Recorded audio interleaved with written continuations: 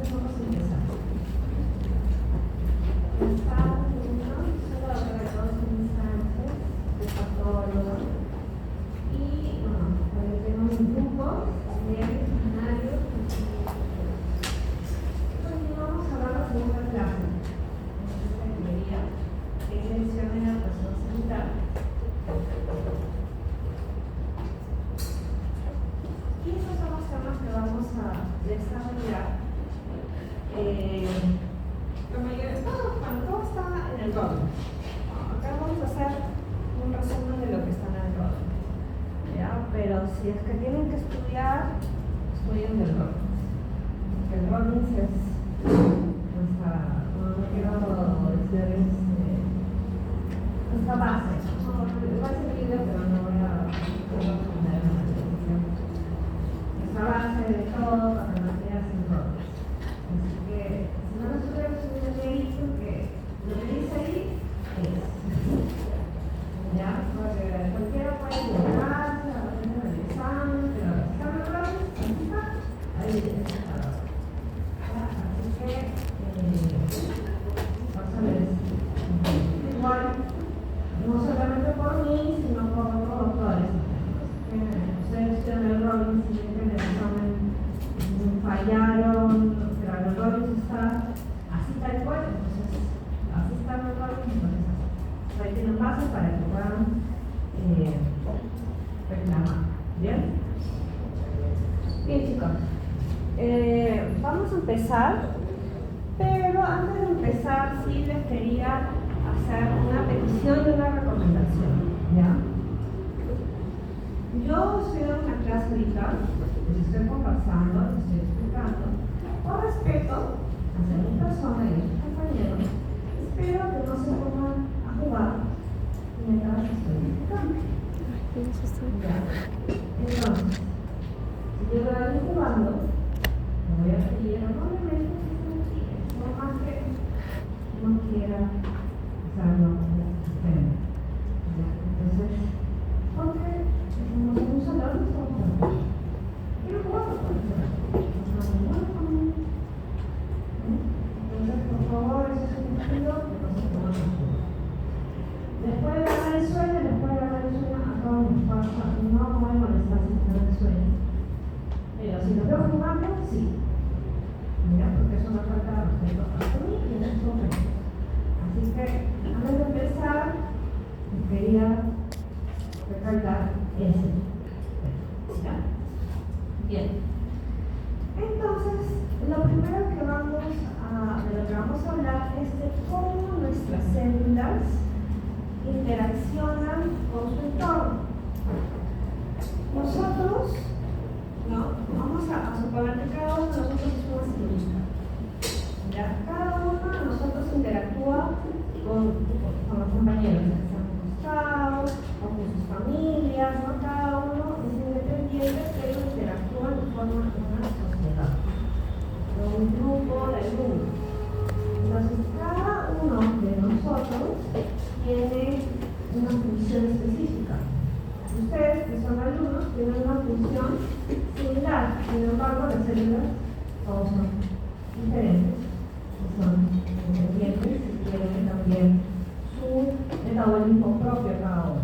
Entonces, nuestras células, a pesar de que pueden ser similares, son del mismo tipo, ¿no? Epiteliales, cada una de las células tiene sus propias interacciones, sus propios desarrollos. Por eso que podemos formar cambios que forman una sola célula y de ahí se multiplican, ¿no?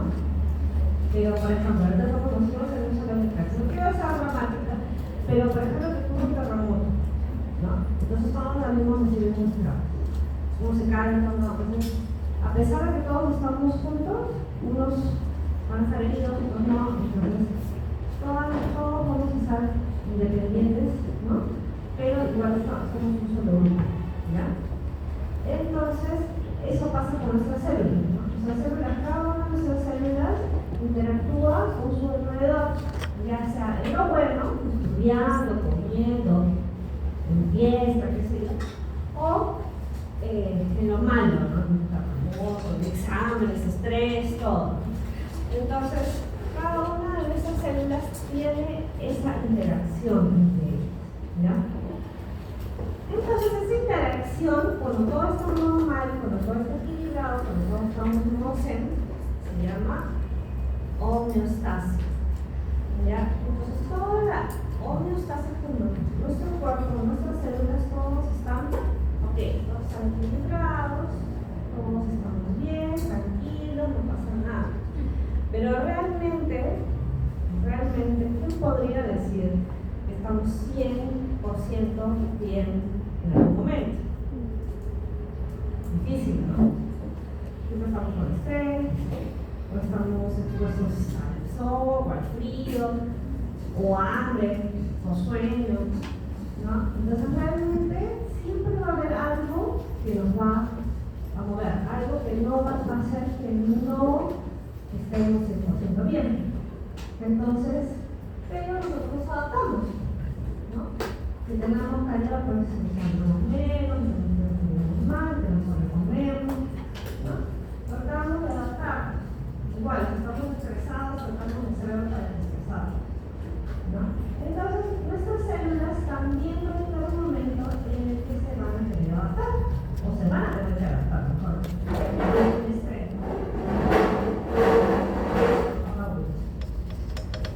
Y vamos a ver que esa adaptación celular se va a llevar a cabo para poder mantener ese equilibrio, para que no nos afecte. Si tenemos frío, obviamente no nos vamos a estar cogiendo, vamos a cambiar de otra forma.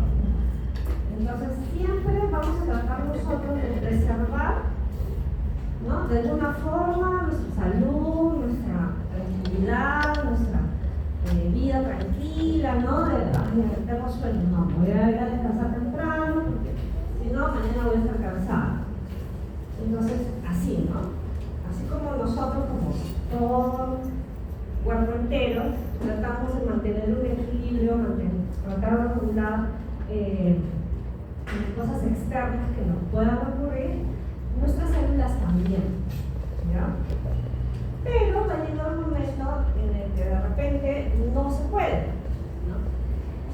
Un ejemplo es en la friada, ¿no? En la friada en uno, por ejemplo, a pesar de que se trata de ayudar a las personas a que se abriguen, a darles refugio, a veces no es suficiente y no va a alquilar o lugar o hacer demasiado frío y no hay una medida adecuada. Entonces al final terminan las personas con lesiones, ¿no? O bueno, voy a cosas más graves, belleza. Entonces, eso también puede pasar con nuestras células. En el momento en el que tengamos una exposición a una noxa, algo que no podemos adaptarnos, que no podemos controlar, nuestras células van a sufrir alguna lesión. ¿Ya? Ahora, puede ser que como la gente que sale en día, una vez que los rescatan, ya se estabilizan, ya pueden se recuperan más adelante, ¿no? Hay células en las que también se pueden estabilizar después de algún tiempo, cuando salen del viaje, cuando salen de la lesión, ¿no? Y pueden volver a recuperarse y estar como si fuera normal, ¿ya? Pero si es que no sale de esa situación, por ejemplo, estas personas que están en el viaje y no llegan a rescatarlos, no llega la ayuda, ¿no? Al final van a terminar falleciendo, ¿no? Entonces, igual nuestras células, si es que no se les saca del ambiente que las está dañando, pueden llegar a fallecer, bueno, o morirse, ¿no? En este caso necrosis, ¿no? O apoptosis. Entonces, tenemos este tipo de células. Entonces, ahorita les doy un ejemplo en personas, pero nuestras células también responden de la misma forma, ¿ya? Entonces, este cuadrito lo vamos a ver en toda la clase, porque es importante que ustedes lo puedan aprender. Ya, ahorita estamos hablando justamente de lo que es nuestra célula normal, ¿no? que estar en un estado tranquilo, en un estado zen, ¿no? En homeostasia, ¿no? Pero cuando llega lo que les mencioné, el estrés, ¿no? El estrés, la anoxia, patógeno, el frío, calor, etc. Va a haber una adaptación porque nosotros tenemos esa, o las células de nosotros también, esa instinto de supervivencia, ¿no?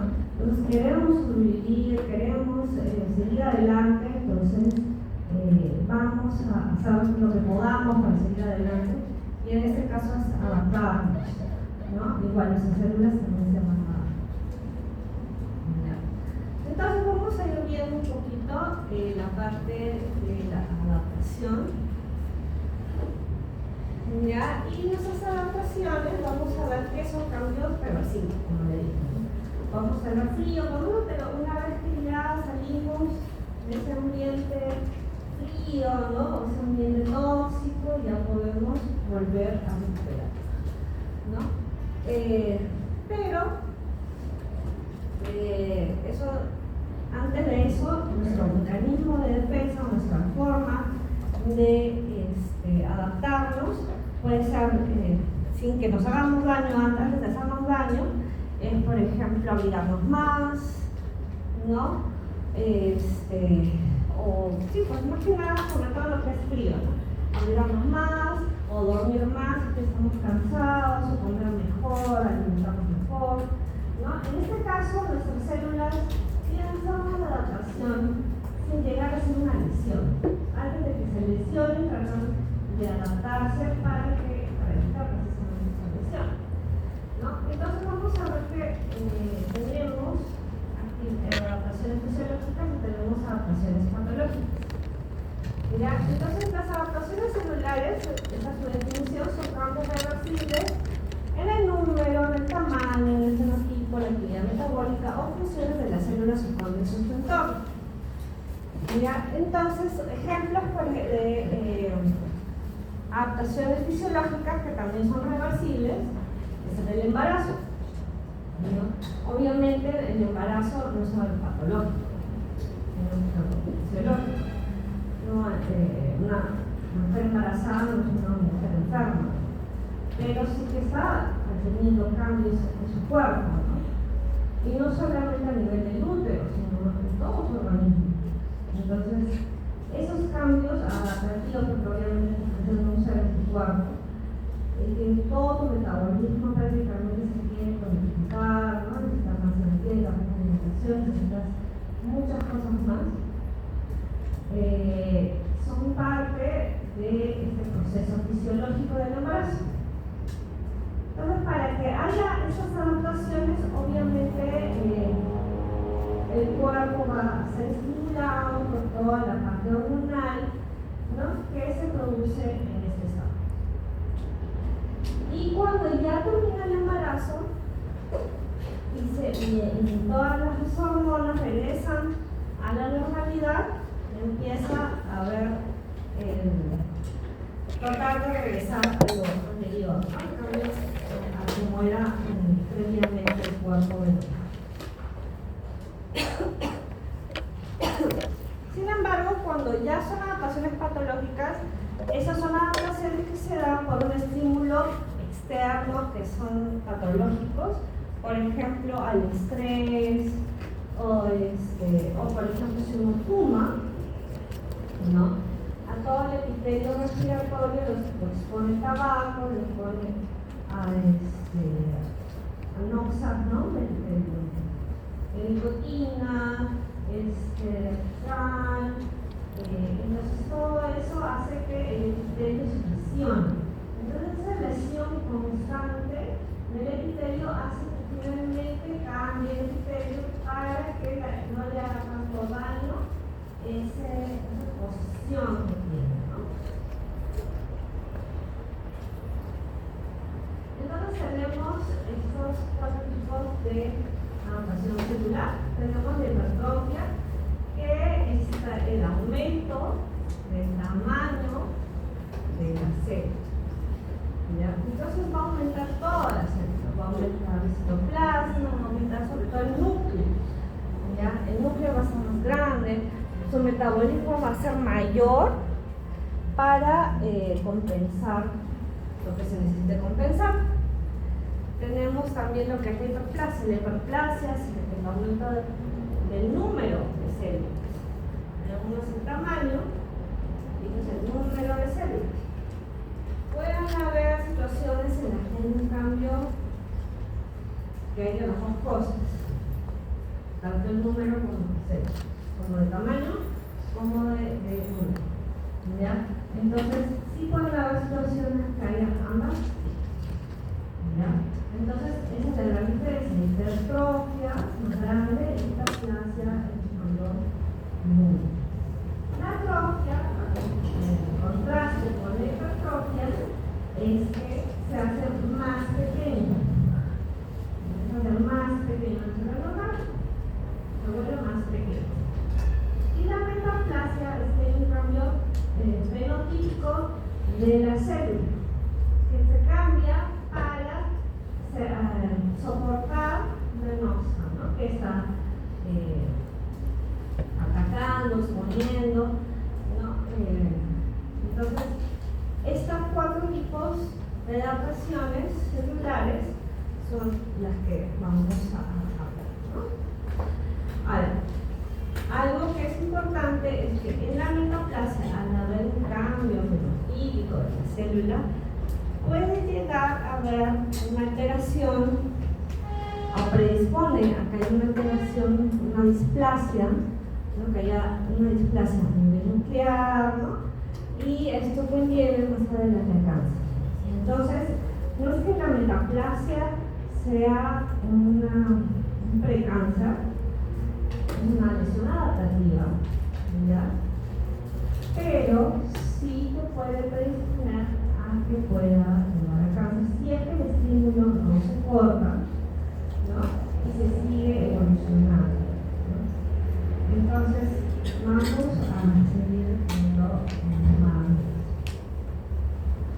Entonces, tenemos acá un ejemplo que es del corazón. Nuestro corazón normal tiene el ventrículo izquierdo, el derecho, ¿no? Nosotros, cuando estamos normal, no tenemos ningún problema si no tenemos hipertensión, estamos tranquilos, pero obviamente un paciente que tiene hipertensión, ¿no?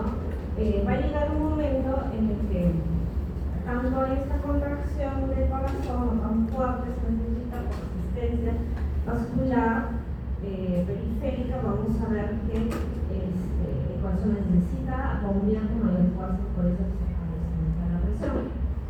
Entonces, a ver, en este aumento de fuerza para poder bombear la sangre, el músculo del corazón va a crecer, ¿no? Se va a hipertrofiar. Entonces puede llegar un momento en el que el corazón sea tan grande que incluso acá se obstruye, ¿no? O hace que el corazón tenga un menor volumen, ¿no? O sea, una enfermedad, por eso le decíamos más patológico que adaptativo, ¿no? Que hay enfermedades de las placentas también, de la parte cardíaca, que por eso, no sé si han escuchado que algunos futbolistas se mueren así. No falta ni pleno partidos, generalmente es por eso. Y obviamente después de un tiempo, este músculo cardíaco va a cansarse, ¿no? Como ese meme que cansado. Ya se cansa y termina estirándose y ya no se puede contraer. Entonces al final lleva esto a una cardíaca, una insuficiencia cardíaca, ¿no? Por alteración de la contracción. Pero al principio sí va a haber una hipertrofia, ¿no? Como les digo, sobre todo enfermedad hipertensiva, ¿ya? Y bueno, esto ya es la otra, ¿no? El otro extremo que les decía que va a llegar un momento de repente que incluso puede llegar hasta un infarto y un infarto pues es muerte celular, en este caso, como es una muerte celular que no es programada, es una necrosis. Y ya vamos a ver ese tipo de necrosis más adelante.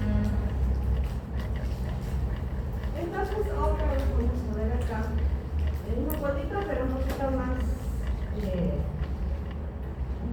detalladito, ¿no? Entonces, estamos acá con nuestro tejido normal, tenemos un estímulo patológico, va a haber un estrés de la célula que va a llevar a que hayan algunos resultados, ¿no? Por ejemplo, si la célula sobrevive y el estímulo se va, el estímulo patógeno, ¿no? Se va, entonces la célula regresa a lo normal. Pero si el estímulo persiste, vamos a ver que se vienen las adaptaciones celulares, ¿no? Pero si es que el estímulo persiste más tiempo, si el estímulo es severo o si la célula es muy sensible, vamos a ver que al final no hay una adaptación y al final viene una nueva celular. Entonces ya hemos visto estas adaptaciones celulares. Acá hay un poquito más de detalle. Vamos a ver un poquito esto. Por ejemplo, si es que hay un aumento de la demanda, ¿no? de lo que la célula produce, por ejemplo, en el hígado, ¿no? Que se necesiten más enzimas, ¿no? Mayor metabolismo, ¿no? Entonces acá va a haber un aumento de lo que es la actividad celular, ¿no? Y puede haber también aumento del tamaño celular o del aumento del número celular. ¿Ya? Esto pasa bastante, por ejemplo, en pacientes que tienen cirrosis hepática o alteración de algo del hígado, en la que el hígado remanente, que todavía está normal, trata de compensar y trata de aumentar el número y también aumentar el tamaño. Entonces sí va a pasar eso, ¿no? Otra cosa que puede pasar es que se necesite una reducción de la función, ¿no?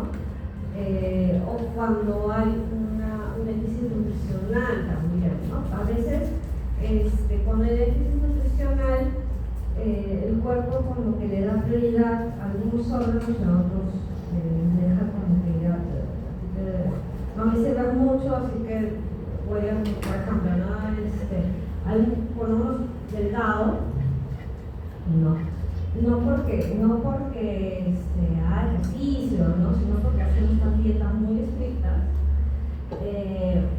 El cuerpo da prioridad al cerebro, al corazón, ¿no? Y empieza a cargar todo lo que es la grasa toda se chupa, ¿no? Atrofia todas las células adipocitos y después también los músculos. Entonces terminan siendo muy pequeñitos, ¿no? También en todo lo que es nutrición, pero son muy pequeñitos que no tienen músculo, no tienen adiposos, tampoco. Los puedo estar atrofiados. No es que se haya eliminado, sino que todo está colapsado, todo está atrofiado. Porque el cuerpo no trata de darle prioridad a otros órganos vitales, ¿no?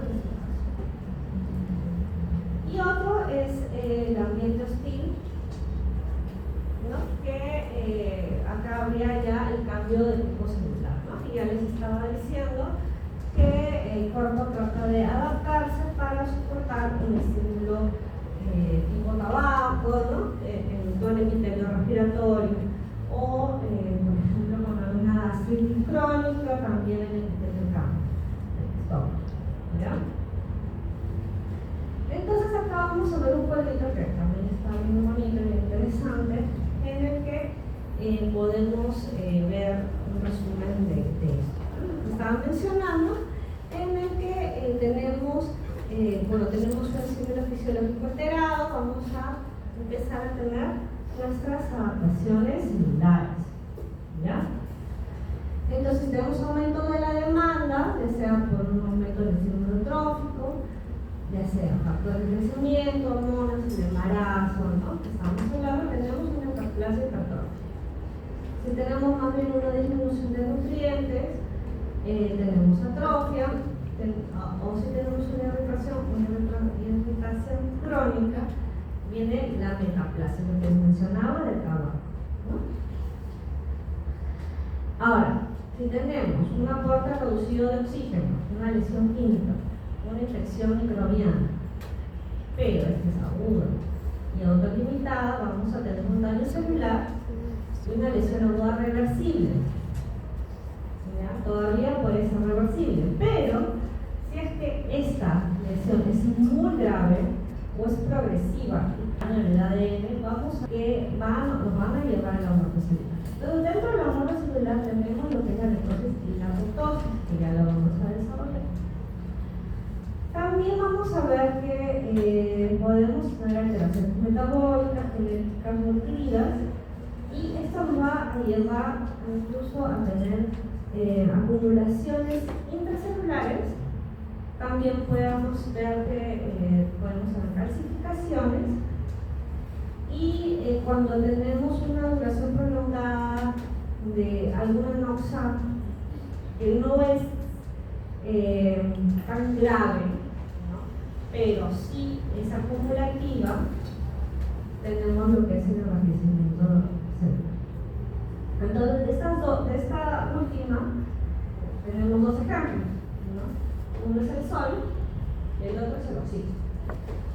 ¿No? El oxígeno, en realidad, no podemos vivir sin oxígeno, pero también es tóxico. Entonces, al final, una exposición a oxígeno no vamos a morir. Igual el sol, si nosotros nos alimentamos adecuadamente y nos exponemos relativamente, no muchos, no una hora diaria, si vimos vitamina D, nos ayuda en el metabolismo de hormonas, ¿no? Nos ayuda bastante el sol. Sin embargo, cuando no nos alimentamos bien, cuando nos exponemos demasiado al sol, al final esto va a llevar a un envejecimiento celular, ¿no? Y también predisposición de cáncer, pero todo tiene una razón, ¿sabes? Entonces, ya hablando un poquito ya más profundo en todas estas adaptaciones, vamos a hablar del heterotropia, ¿no? Como ya les mencioné, es el aumento del tamaño de las células, ¿no? Está la flecha para arriba, aumento del tamaño de las células. Mayor cantidad de proteínas estructurales y organelas. ¿Eso qué quiere decir? Que tiene mayor metabolismo, ¿no? Entonces, esto lo que menciono, por ejemplo, es un hepatocito que está compensando una insuficiencia hepática, ¿no? Esto va a llevar a que también hay un aumento del tamaño del órgano, ¿ya? En este caso no hay células nuevas, si solo es hipertrofia, no hay aumento de células, solo hay aumento de tamaño. También puede pasar en células que son incapaces de dividirse, pero como les digo, también depende de la causa de por qué se está desarrollando esa hipertrofia. Tenemos que puede ser fisiológica o patológica, y bueno, se produce por una mayor demanda funcional o por una estimulación hormonal. Y como les estaba mencionando, en el embarazo, uno de los órganos que más va a crecer, más se va a desarrollar, que tiene mayor estímulo y por obvias razones, es el útero. Entonces el útero obviamente tiene que crecer porque el feto crece. Entonces ni hablar sobre quedarse chiquitito, no hay forma. Entonces por ese estímulo el útero se va a ir expandiendo, va a ir creciendo las células, ¿no? El músculo liso se va a estirar y miren hasta, se podría decir hasta 50 veces su tamaño. Entonces las células, casi es un corte de un útero normal, de un miometrio normal, ¿no? Que no tiene un estímulo, y este es obviamente de un embarazo. Entonces una célula, un leiomiocito, es ese tamaño, ¿no? Chiquito. Y ese es un leiomiocito en un embarazo. Como les digo, casi 50 centímetros, tamaño normal. Y esto se termina el estímulo hormonal y regresa a su tamaño normal. Entonces, termina el estímulo del estrógeno y regresa a su tamaño.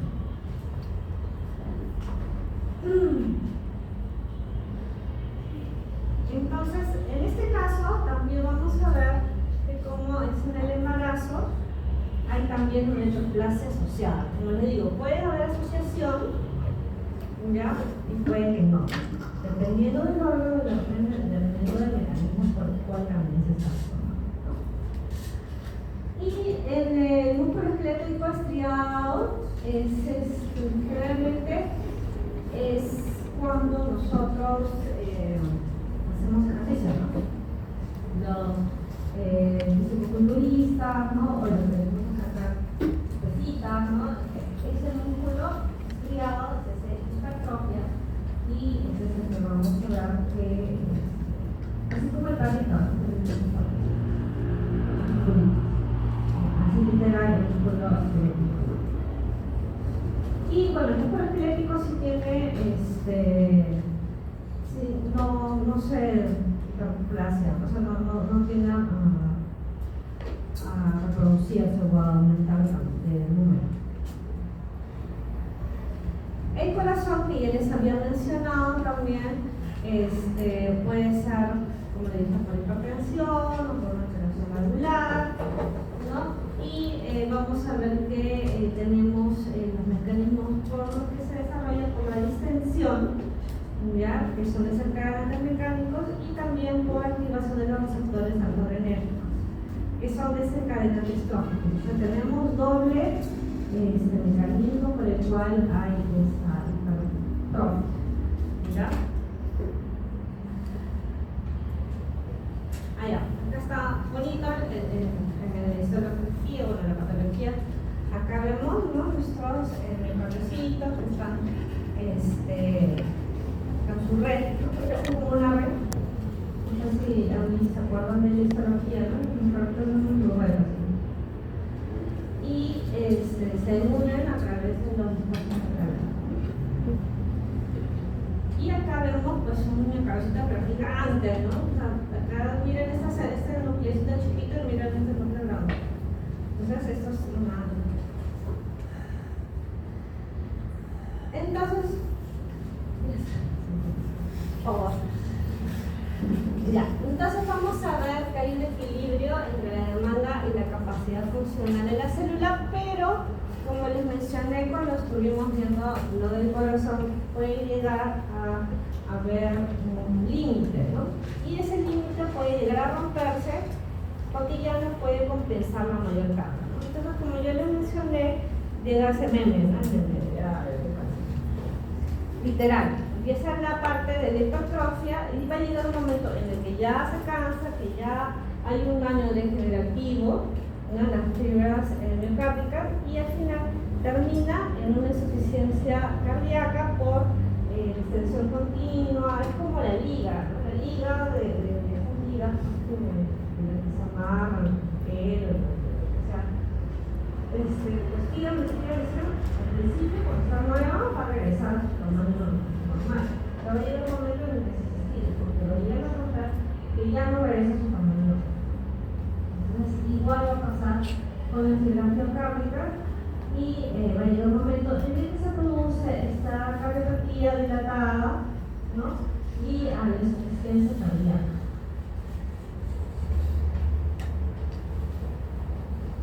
Bien, ahora vamos a hablar de lo que es la hiperplasia.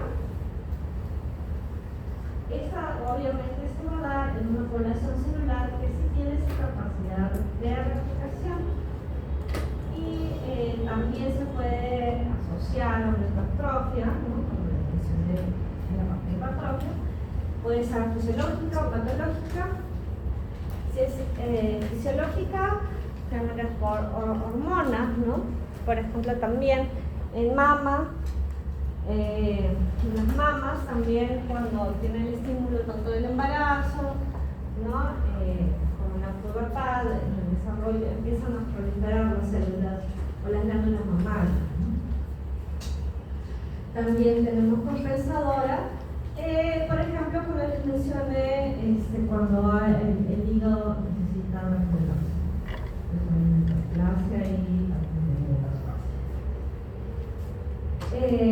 y la patológica causada por un estímulo intensamente hormonal o por algún virus, ¿no? Por el virus humano, produce un factor de crecimiento que hace sobre todo el escamoso, más de lo normal, pero también es predisponente a cáncer. No solamente por eso.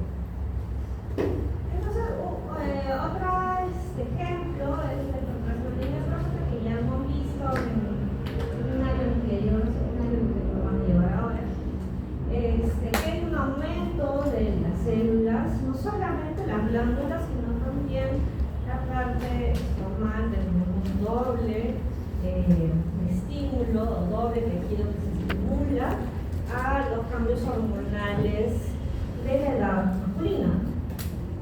Entonces, tenemos eso, pero no solamente es hiperplasia, ahí también hay un poco de hipertrofia. Entonces, vamos a ver que las glándulas también crecen en tamaño, no solamente en número. Entonces, también vamos a ver eso. Y, como mencioné, está ligado pues, al envejecimiento masculino. Igual es un momento envejecido. Y tenemos lo que es la atrofia, que es todo lo contrario de la hipertrofia, ¿no? Que es la disminución de la célula por la pérdida de la sustancia celular. Vamos a ver que hay una disminución del tamaño del tejido del órgano, va a haber una disminución de la función, pero todavía las células están muertas. Los cambios histológicos vemos las células, pero quizás hay zonas que están reemplazadas por fibrosis, entonces disminuye la función del órgano, porque obviamente hay disminución de células también.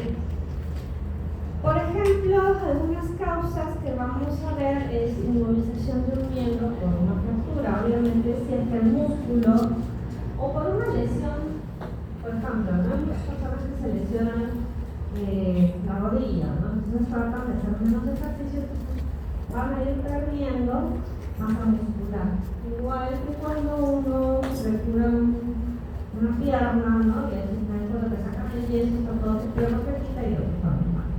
Porque obviamente el músculo está atrofiado, ¿no? Entonces van a ver esa disminución del volumen, ¿no? En ese caso.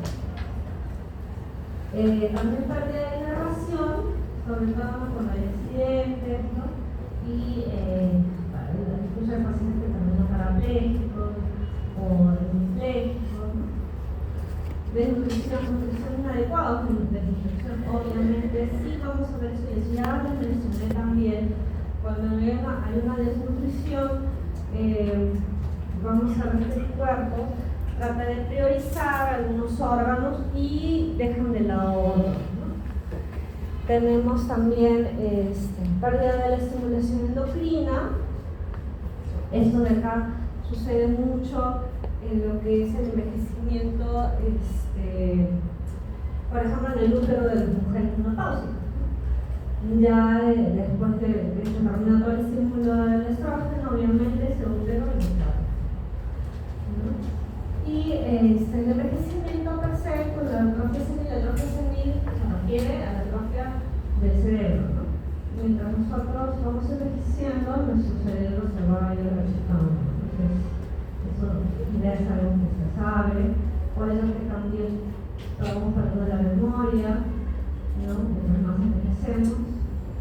Y no necesariamente por Alzheimer, porque no todos envejecemos, pero sí por el envejecimiento.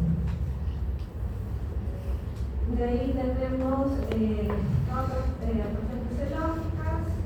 Bueno, eso te lo mencioné, ¿no? La de la menopausia. Y los patológicos que también mencioné, que la elevación. Y en estados catabólicos también, ¿no? En lo que es la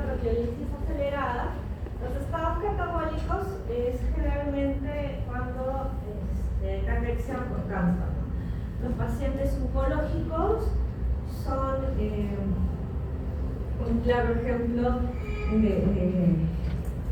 de que a veces, a pesar que uno quiere realizar algo bueno, ¿no?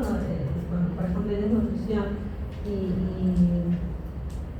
el cuerpo trata de priorizar pues, el cerebro, corazón, órganos vitales. El problema con el cáncer es que el cuerpo no puede regular eso, y toda tu energía, todo tu aporte energético va al pulmón, porque no puede controlar a esas células. Entonces esas células crecen, el resto de células se van muriendo.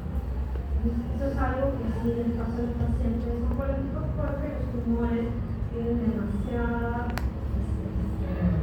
un metabolismo demasiado acelerado y necesitan demasiada energía, y todo el aporte que puede haber se va a esos tumores. Entonces sí, si alguna vez un paciente oncológico puede haber, están adelgazados, ¿no? Y todos sus músculos están adelgazados, y lamentablemente, porque todo lo que debería ir a sus músculos se va. Bien. En el caso de la metaplasia, como les estaba mencionando, esto también es un cambio reversible. Metaplasia es un cambio reversible, no se vayan a confundir, ¿ya? La metaplasia es un cambio reversible y es cuando se sustituye una célula adulta por otro tipo de célula adulta, ¿ya? Esto es importante que se acuerden, porque células inmaduras, eso ya es otra cosa. Ya siempre son células adultas, células que ya maduraron, que ya están diferenciadas, células diferenciadas. Células que no están diferenciadas, ya es otra cosa, y ya lo vamos a ver más adelante. Entonces, este término, reemplazo de célula adulta por otra célula adulta, sí se lo tiene que quedar bien claro, no se vayan a confundir. ¿Ya? Entonces, como les mencioné, va a haber ese cambio de célula, sustitución de un tipo celular por otro tipo celular para poder soportar o resistir un ambiente adverso. Entonces, en otras palabras, es una reprogramación genética. Pero esta reprogramación genética te pone en riesgo a que haya un error en esta reprogramación y que tenga un cáncer.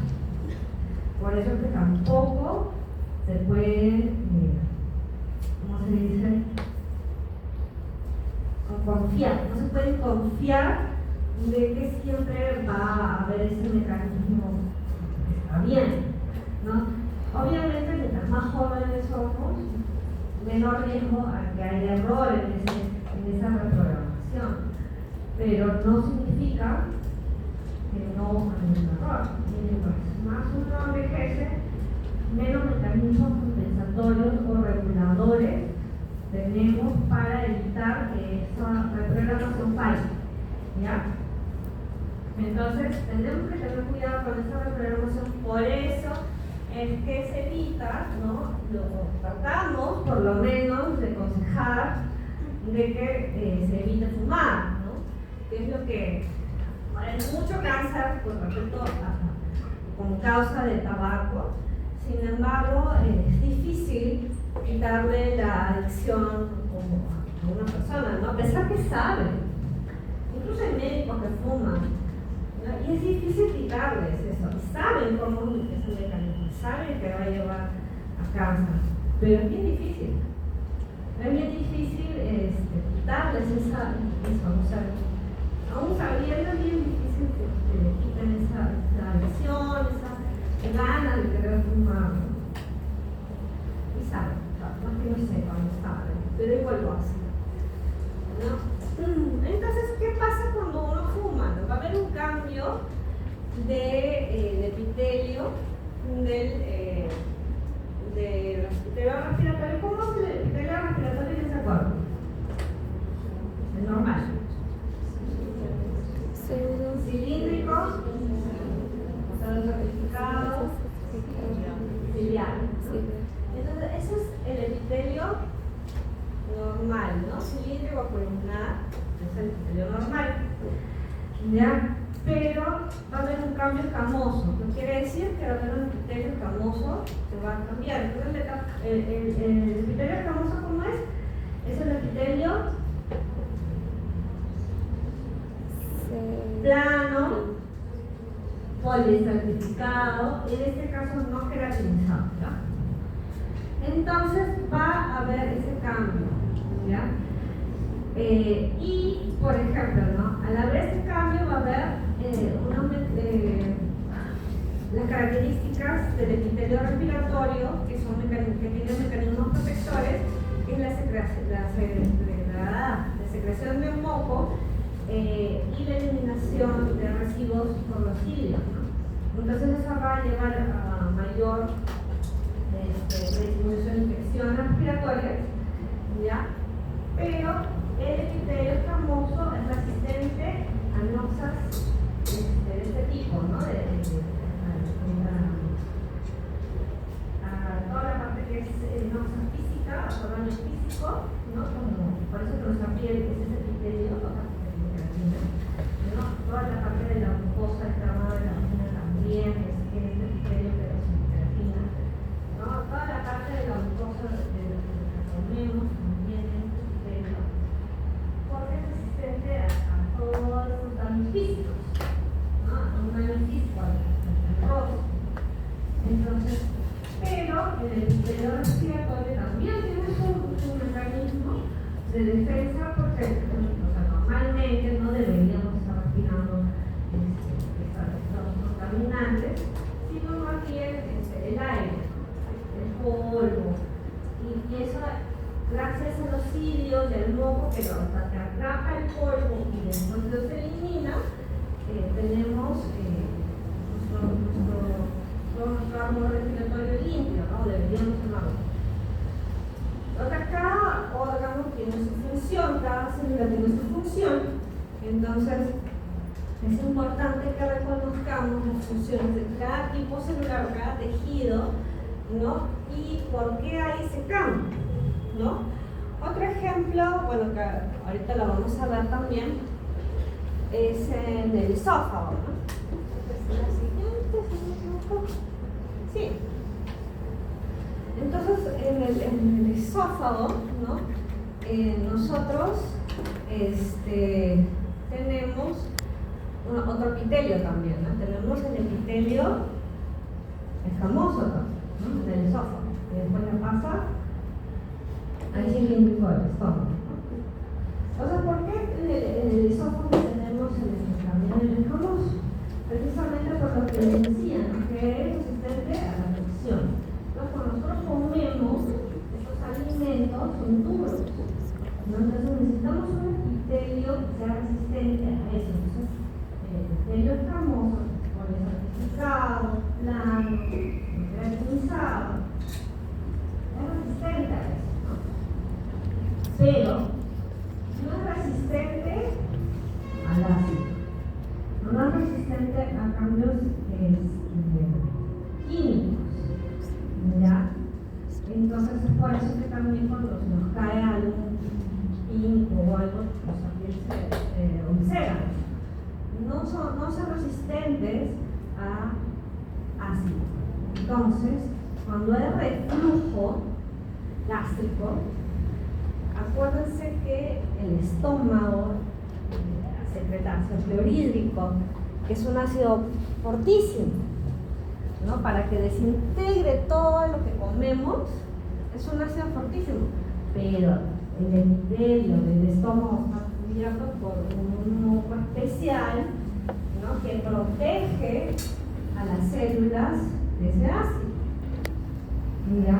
Pero el esófago no tiene ese epitelio, no tiene ese moco, entonces empieza a quemar. Por eso es que cuando uno vomita o cuando tiene un reflujo, tiene ese ardor, se le queda ardiendo, porque puede tener todo el epitelio se les ha quemado. No es propio del epitelio escamoso resistir a este tipo de nox. Entonces de ácido, el cuerpo va a tratar de todas maneras de compensar, de adaptarse, de tratar de sobrevivir, ¿no? Entonces ese tratar de sobrevivir va a hacer que haya ese cambio del epitelio escamoso a un epitelio columnar o básico, ¿no? El final, y ya les dije que es una reprogramación, ¿no? Pero que, como también les mencioné, es de doble filo porque pone en riesgo que esa reprogramación haya fallas y predisponga a cáncer, ¿no? Entonces eso es el famoso cefado de Roberta, y ya lo van a llevar con ideas, ¿no? Entonces ahora vamos a pasar a lo que es lesión intracelular.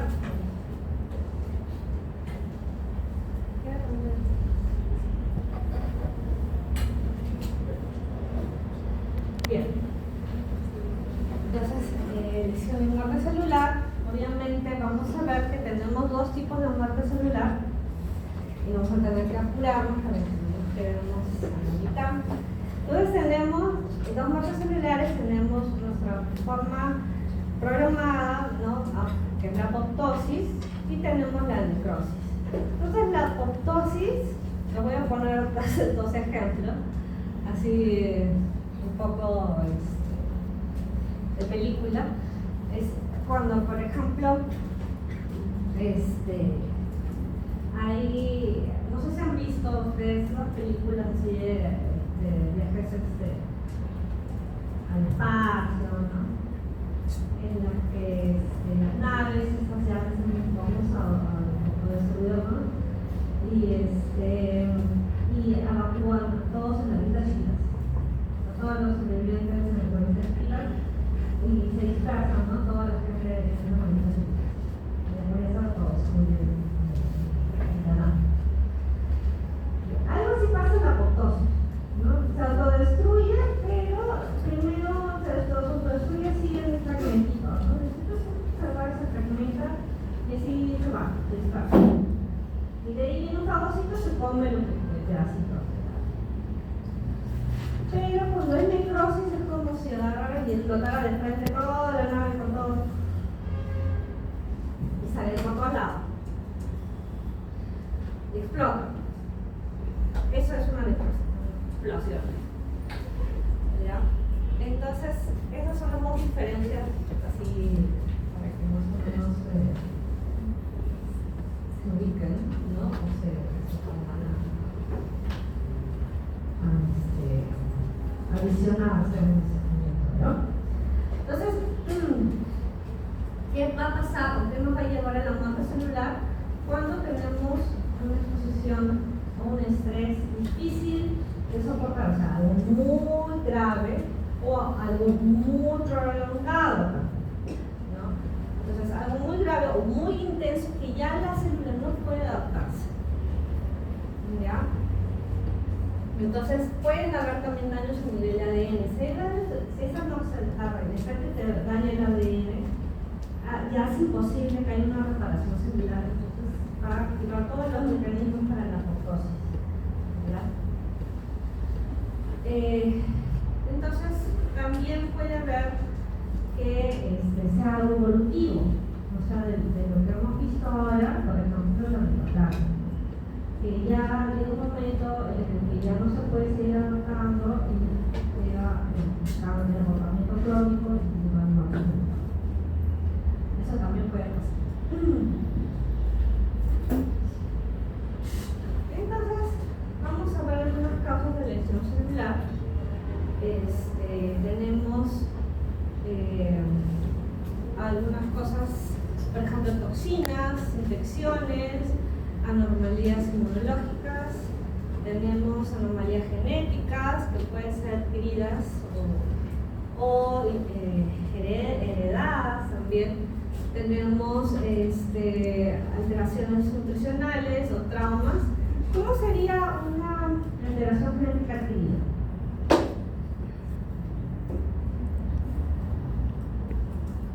A ver, ¿quién está despierto? ¿Quién no tiene imaginación? ¿Cómo sería una cosa genética adquirida? ¿Ah?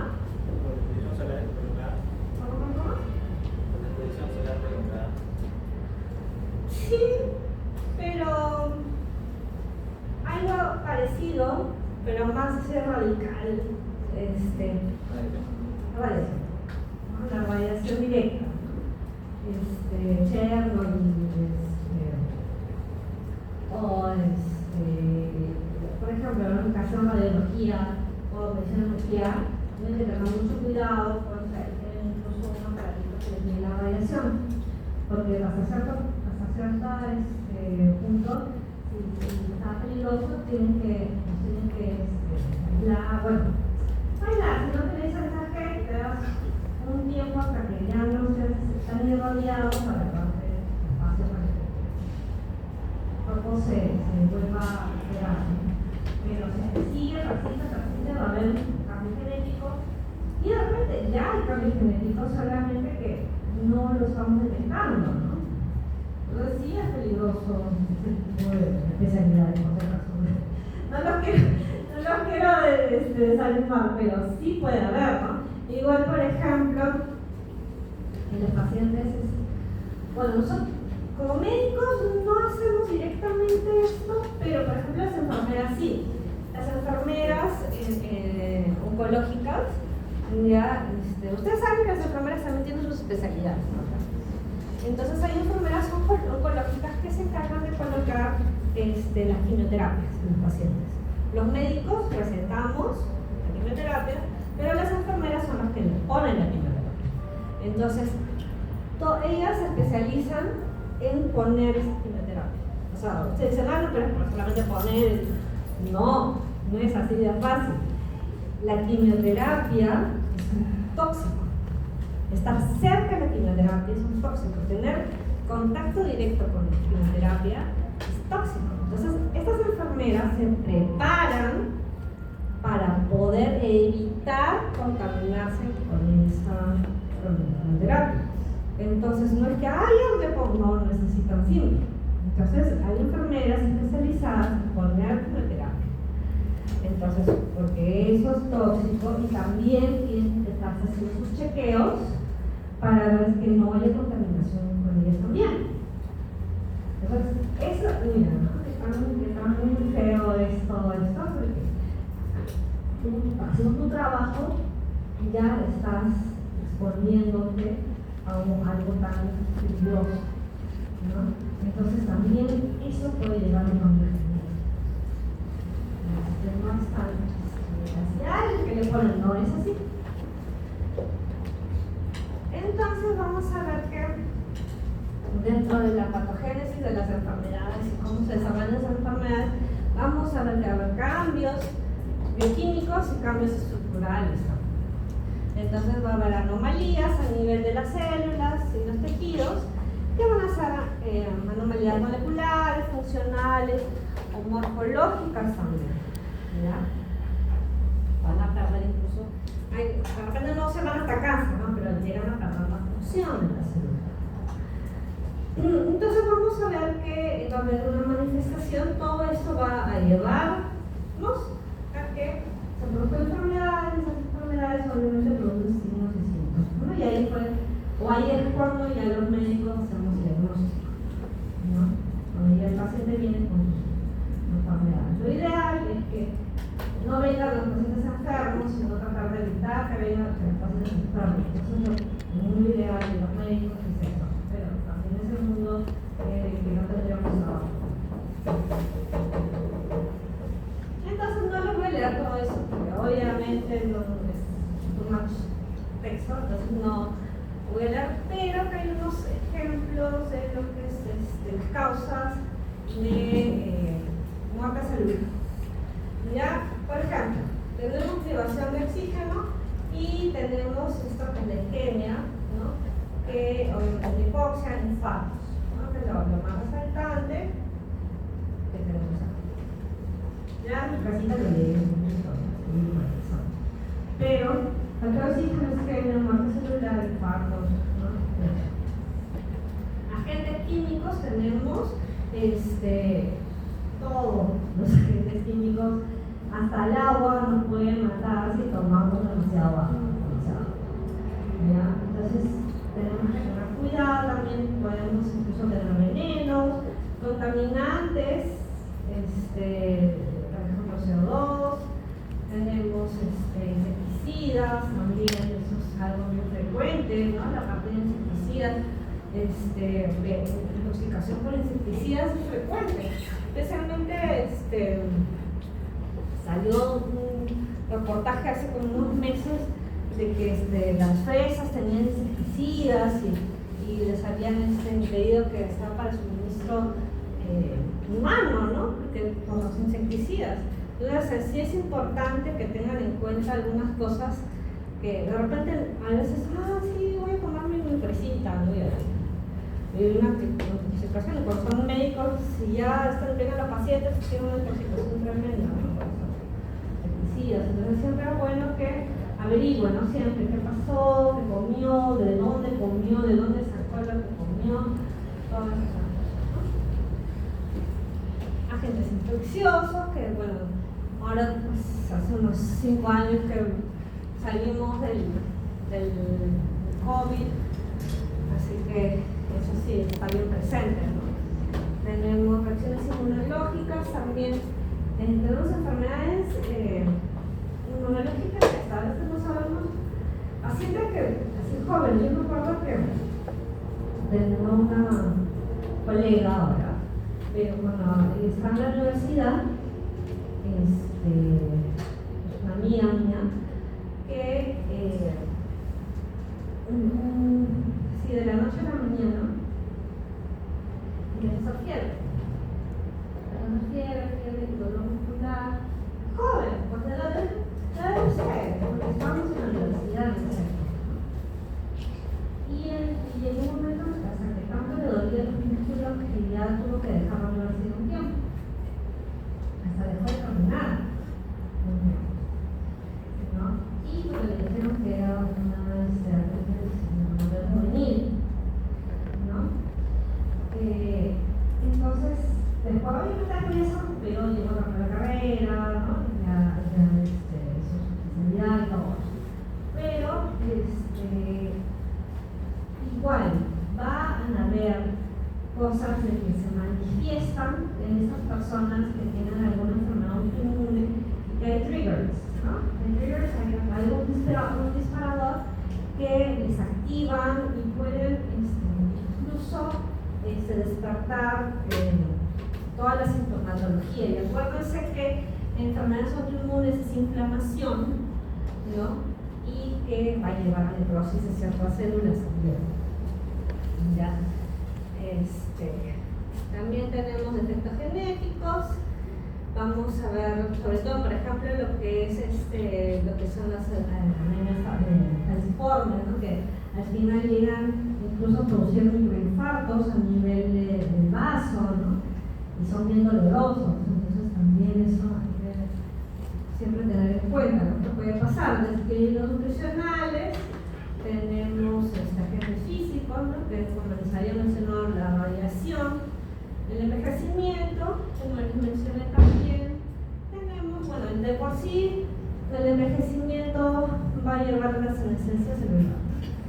Y al final nos queda los telomeros, cerrando los cielos, que ya vemos con la cirugía, cerrando las células, etcétera. Entonces sí, eso también, el envejecimiento es algo fisiológico ya propio de estar vivo, ¿no? Propio de estar vivos es finalizar. Entonces, pero la cosa también es envejecer, pero con dignidad, no mal, no en una cama, en un hospital, tirados, entonces el paciente hay que también motivarlos para que no terminen, como les digo, tirados en una cama de hospital, sino que puedan vivir su vida legítimamente. Entonces, vamos a ver cuando tenemos este estrés o estas exposición nociva, ¿ya? Vamos a ver que me avisan cuando falta así 10 minutos, 5 minutos para que ya se libera.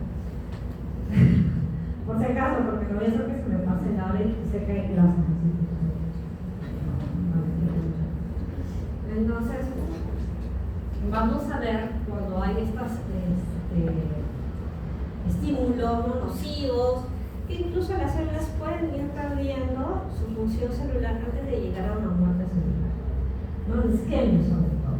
En isquemia, las células que están isquémicas pero que todavía no llegaron a morirse pueden perder su función celular, y después que ya se ocurre la muerte celular, los cambios morfológicos, incluso a nivel microscópico, todavía no se van a ver inmediatamente, sino van a pasar un tiempo para que puedan notarse, ¿no? Entonces, por ejemplo, en lo que es el corazón, vamos a ver que primero va a haber una lesión celular reversible, que es la isquemia previa antes de lo que es la muerte celular, donde ya la función celular va a ir decreciendo, ¿no?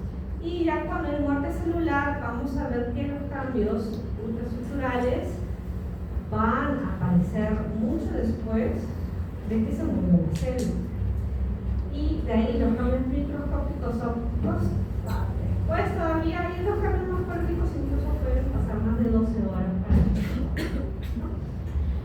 ¿no? Entonces vamos a ver, como les dije, miren, acá están los tiempos. Tenemos, cuando ya pierde su función, o sea que ya no se puede encontrar, tenemos de 1 a 2 minutos, pero ya después que hay la muerte celular es de 20 a 30 minutos de isquemia. O sea, primero la isquemia, ¿no? Es como cuando te tapas la nariz, no es un país isquémico, pero aguantas todavía. Y después ya te respiras, ya todas tus células que no tuvieron el oxígeno en toque se vuelven a reactivar. Entonces, si es que en este tiempo de 20 a 30 minutos todavía se puede recuperar la circulación o la oxigenación de las células, podría haber una regresión, todavía sería reversible. Pero si pasa de 20 a 30 minutos, pues ya hay muerte celular, y recién a partir de las 6 horas a 12 horas vamos a ver cambios a nivel ya óptico, ¿no? Ya es a nivel óptico, incluso un poquito más de 24 horas ya no morfológico.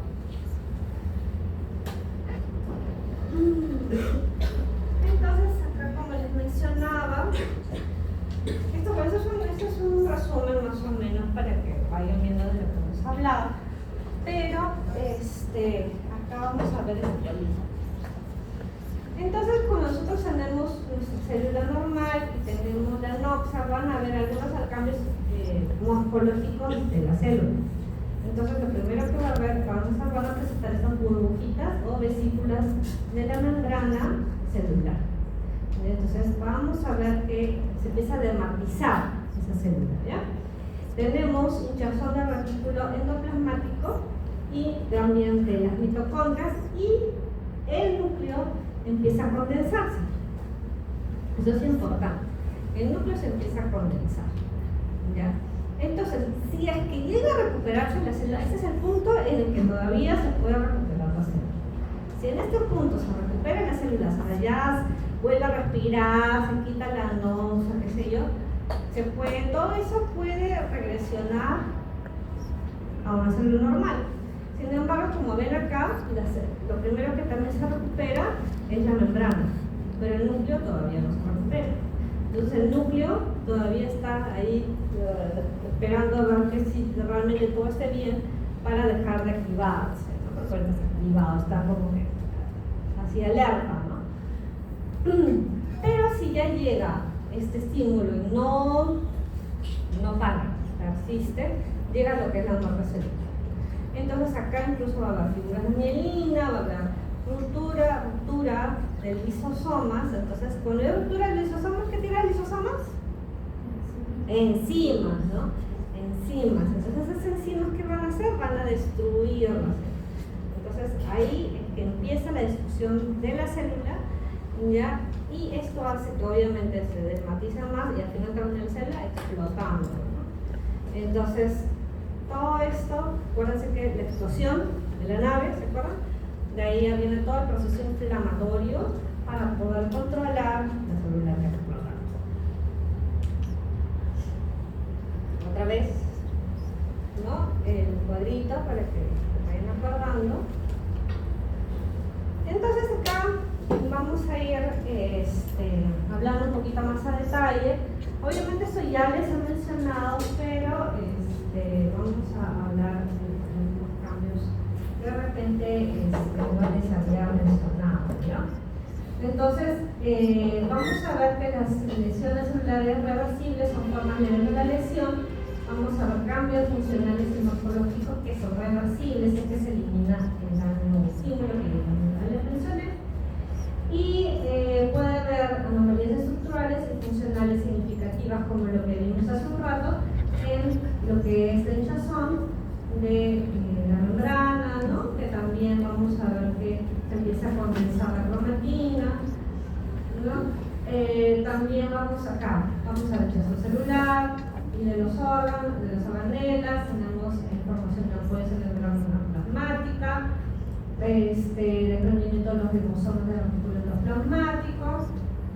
Va a haber acá esta hinchazón, ¿no? Toda esta hinchazón y todo se va a producir por un fracaso o una alteración en las bombas de iones dependientes de ATP, ¿ya? Entonces, ¿cuáles son esas bombas de iones dependientes de ATP? ¿Bombas?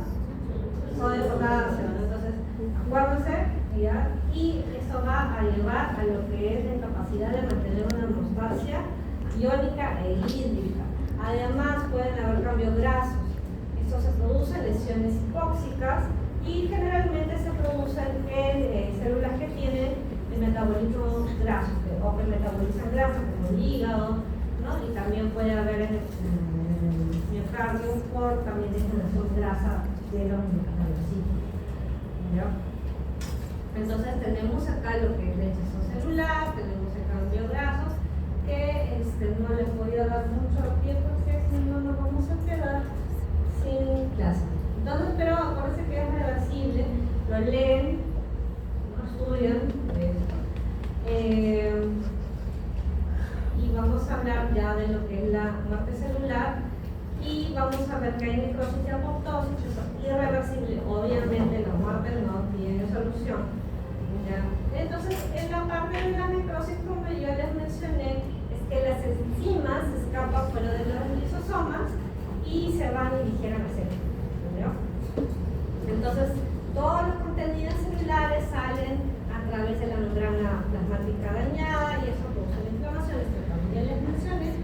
Y vamos a ver que lo más frecuente, o las causas más frecuentes son isquemias, exposición a toxinas, infecciones, traumatismos y siempre es un proceso patológico. O sea, esto sí hay que tener bien en lo que ha sido mi causa, que entiendan bien que necrosis es igual a patológico, o sea, siempre es patológico, o sea, siempre la necrosis es patológica, no se vayan a olvidar, ¿ya? Y siempre va a estar asociada a inflamación, ¿ya?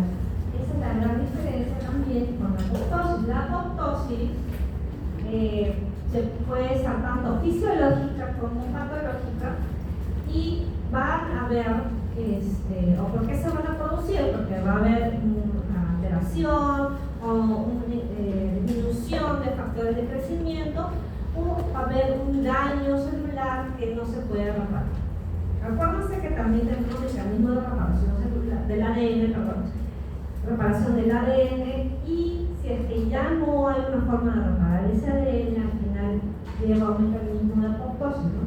Activa las caspasas, sé que no lo voy a mencionar porque si no nunca terminaríamos, y eso va a hacer que se produzca una disolución nuclear sin pérdida completa de la membrana. Ya, y también, como les dije, no se asocia siempre a algo patológico, ¿no? Puede ser algo fisiológico también. Y acá está, como les mencionaba, también que hacen estos cuerpos apoptóticos, ¿no? Que son las naves salvavidas, ¿no? Para que al final estos cuerpos apoptóticos tienen el fagocito de la forma. Acá no está asociada a inflamación, solamente son los fagocitos que están cerca y porque siempre tenemos fagocitos por todos lados. ¿No? Los histocitos que están, ¿no? O sea, siempre hay fagocitos.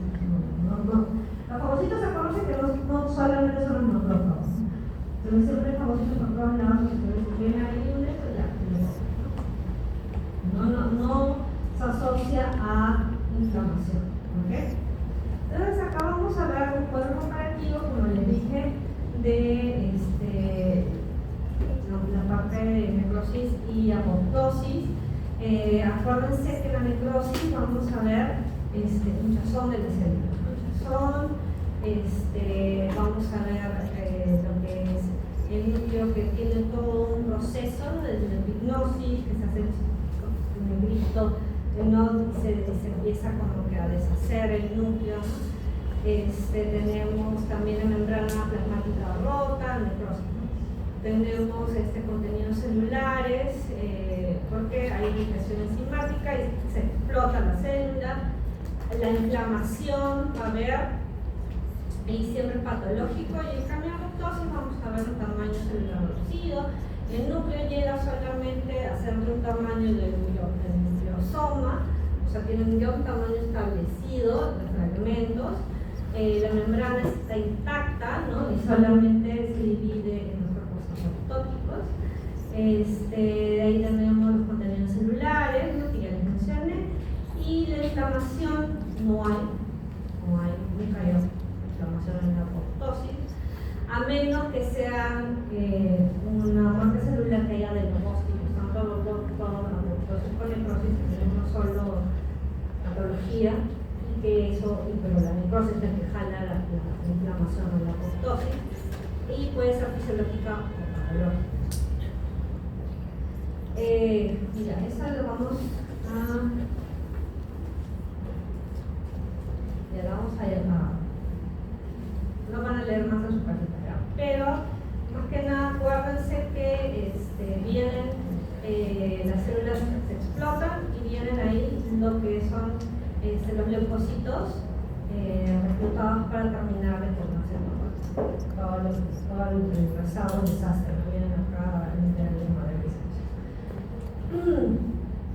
Acá una descripción ya histológica de lo que pasa con las células, ¿ya? Acá está lo que les mencioné acá en el cuadrito, acá está más detallado, ¿no? En el cuadrito que les puse acá, este es el detalle para que lo puedan leer un poquito más, ¿ya? Pero sí es importante que, por ejemplo, una célula muerta de 1 a 2 días, el núcleo de la célula desaparece por completo. Esto de acá, por ejemplo, vamos a ver células que no se explotan. Tenemos un tipo de necrosis en la que la célula no explota y vamos a ver que en 1 a 2 días el núcleo de la célula muerta desaparece por completo. Ahorita vamos a ver los patrones de la necrosis, ¿ya? Y vamos a ver la necrosis copulativa, que es la necrosis que les estaba mencionando, que se produce en infartos, excepto en el cerebro. En el cerebro por infarto no se produce en sistema copulativa, ya la vamos a ver, pero en los otros órganos, sobre todo en el corazón, vamos a ver que sí se produce una necrosis copulativa, y en este tipo de necrosis se mantiene, es como que la célula o el tejido se queda como congelado, ¿ya? Se mantiene estructuralmente por un tiempo, ¿ya? Hasta que la célula muerta sea desplazada por fibrosis, ¿ya?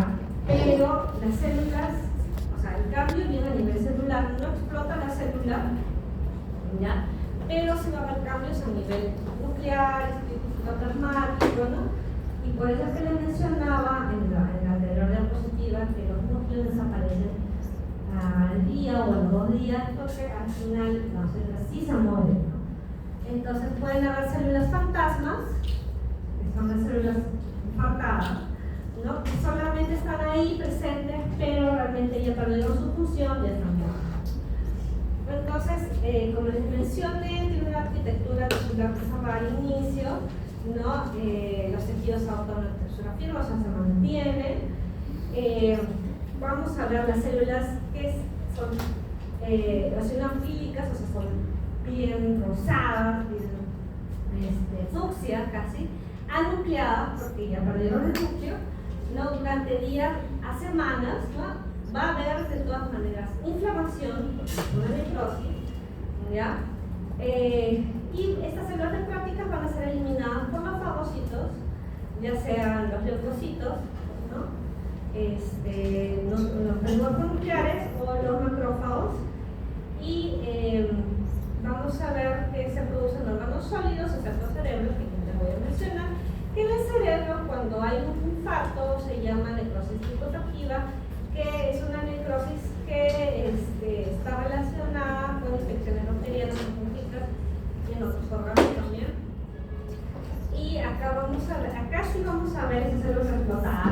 inflamada, así, todo feo, ¿ya?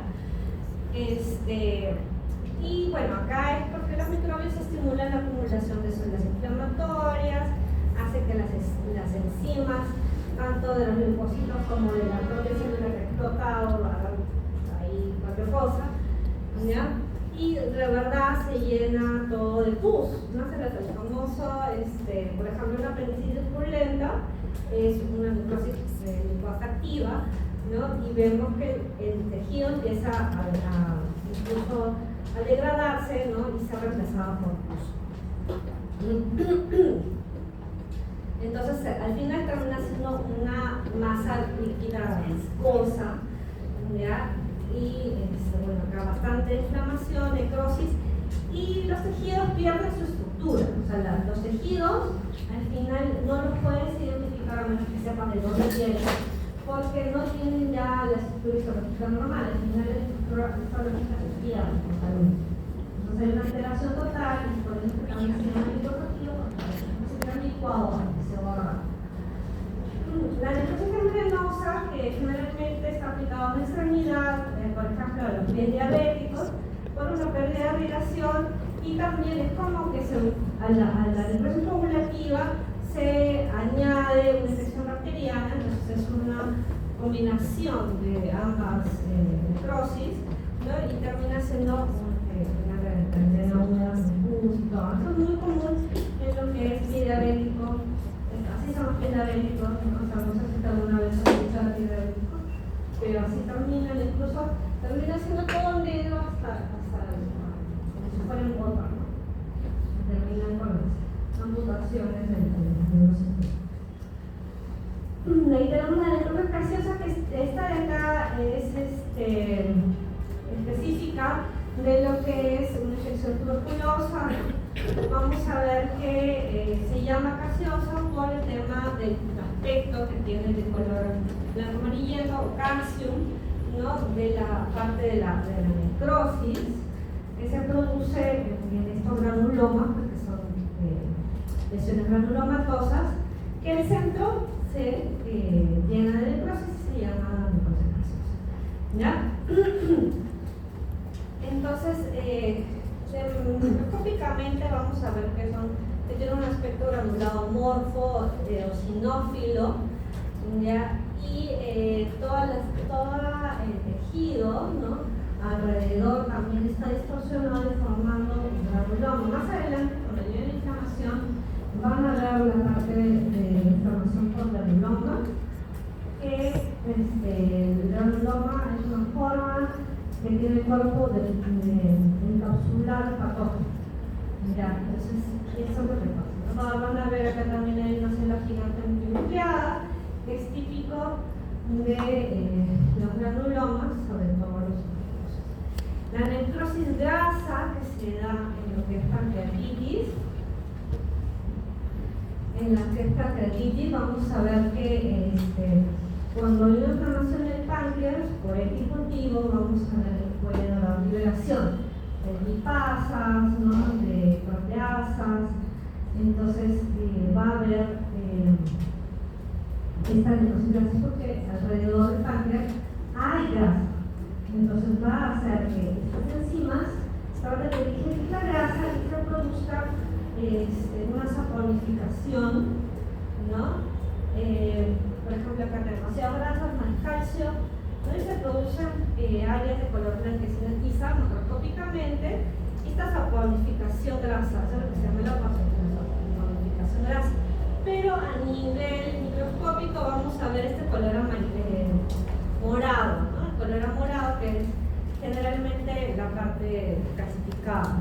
Además vamos a ver que los adipocitos se van desintegrando, o sea, la membrana de los adipocitos se disuelven en las tasas, y también por la parte de las elastasas van a haber la destrucción de vasos sanguíneos.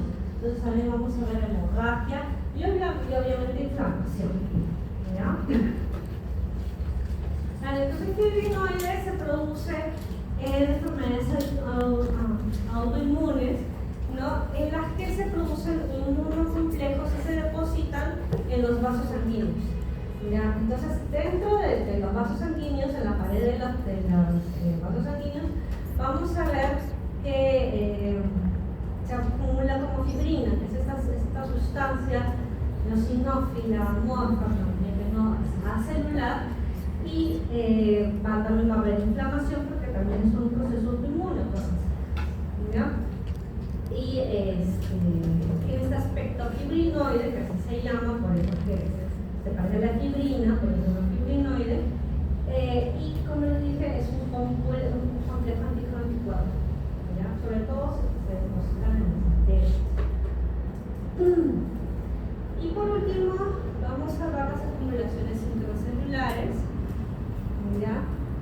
Que vamos a ver que se pueden depositar tanto en el citoplasma, en el interior de los organelas, ya sea en los lisosomas o en el núcleo, y pueden ser inocuas o también pueden producir lesiones, ¿no? Puede ser también algo fisiológico y puede ser sintetizada por células afectadas o pueden ser producidas en otra parte y se acumulan dentro de las células. ¿Ya? Entonces, vamos a ver las diferentes causas, que puede ser una sustancia normal que se produce en una velocidad normal o aumentada, pero la velocidad de metabolizarla o de eliminarla es inadecuada, entonces empiezan a acumular. Por ejemplo, en lo que es el hígado graso. Acuérdense que el hígado siempre también almacena, ¿no? Grasa, ¿no?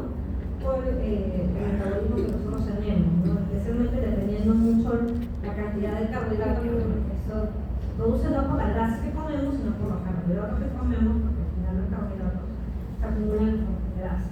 Entonces se acumulan en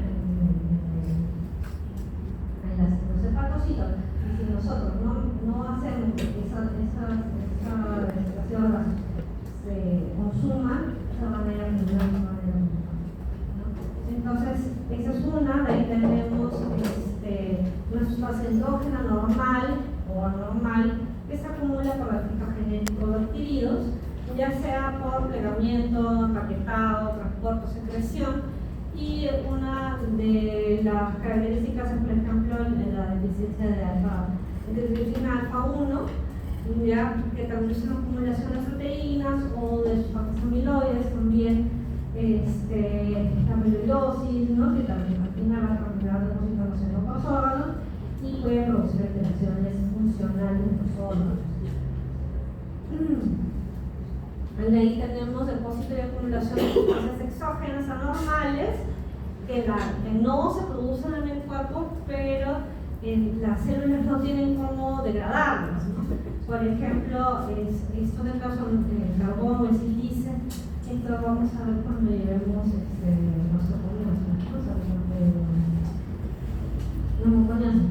neumoconiosis, en la que vamos a ver pacientes que trabajan en minas, acumulan esas sustancias y al final se ordenan con daño a nivel pulmonar porque no los pueden degradar, ¿no? No tienen la forma de degradarlos, se acumulan y producen daño.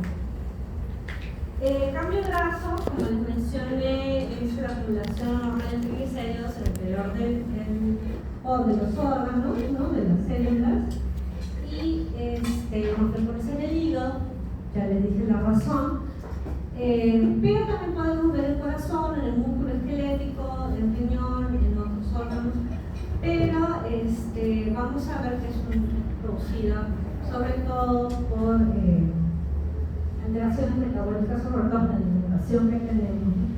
La resistencia a la insulina es una causa, la principal causa que hay, no es la única, obviamente hay otras causas, pero ahora en esta realidad actual en la que vivimos, la resistencia a la insulina la tiene la mayoría de personas. No lo saben. Y es por el consumo inadecuado de carbohidratos, ¿no? O sea, antes le echaban la culpa a la grasa, pero en realidad no es la grasa, sino son los carbohidratos que no usamos energía, porque los carbohidratos al final lo único que hacen es darnos energía. Y como no tenemos actividad física, porque ahora la mayoría somos sedentarios, entonces se acumula en grasa, se acumula en el hígado, se acumula en el corazón, se acumula en todos lados. Entonces, al final son los carbohidratos. ¿Ya? Bueno, vamos a ver acá, ¿no?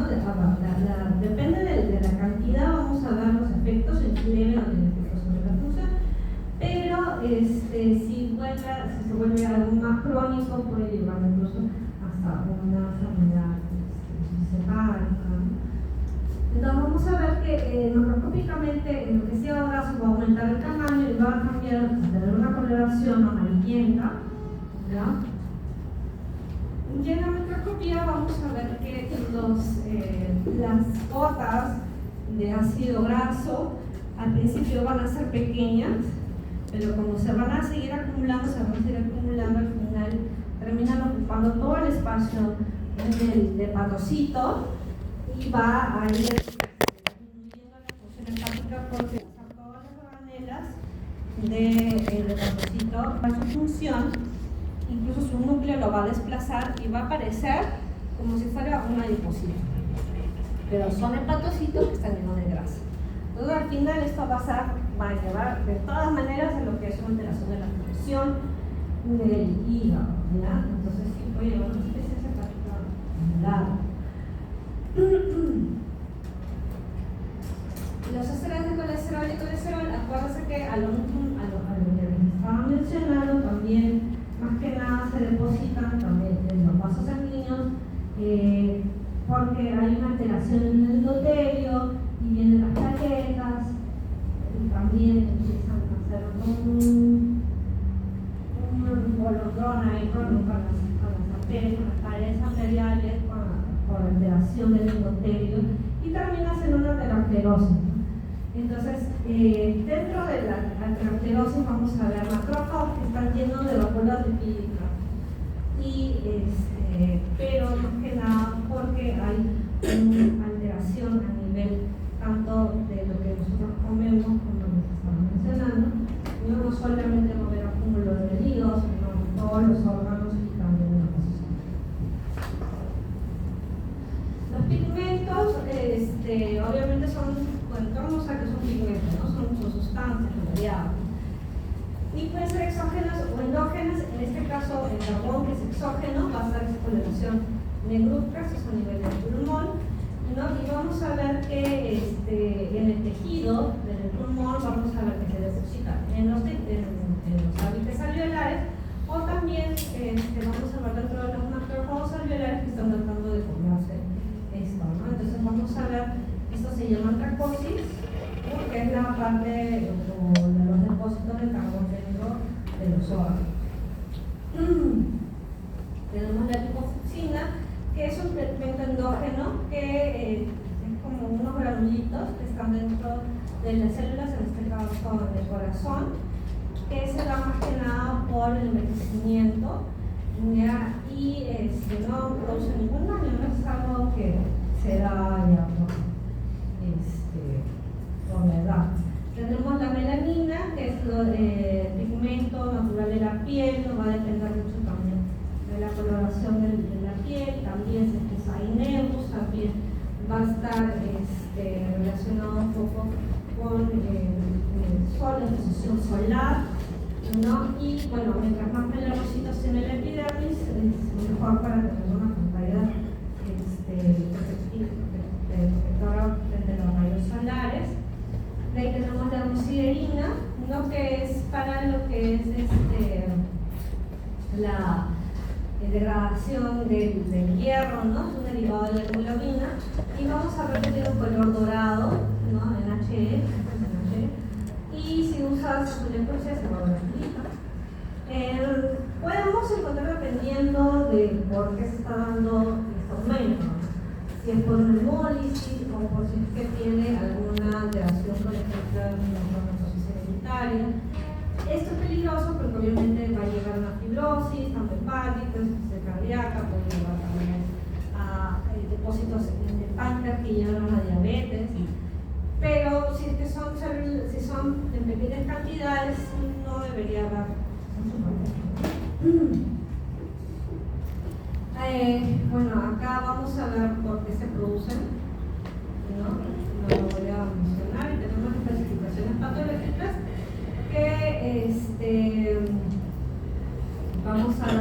de sedimentación anormal de calcio, también puede haber pequeñas cantidades de hierro, magnesio y otros minerales, y tenemos la calcificación histrófica, que es muy frecuente en personas mayores, en adultos mayores, que vamos a ver que se ven en áreas de necrosis en los vasos sanguíneos. Y acá, por ejemplo, no hay un trastorno metabólico per se, sino que es algo ya de envejecimiento. ¿Ya? Y qué tanto aterosclerosis has tenido, es algo más de envejecimiento. Y la calcificación metastásica, que sí, acá vamos a ver que hay acumulación de sales de calcio en los tejidos normales, y acá sí hay una hipercalcemia.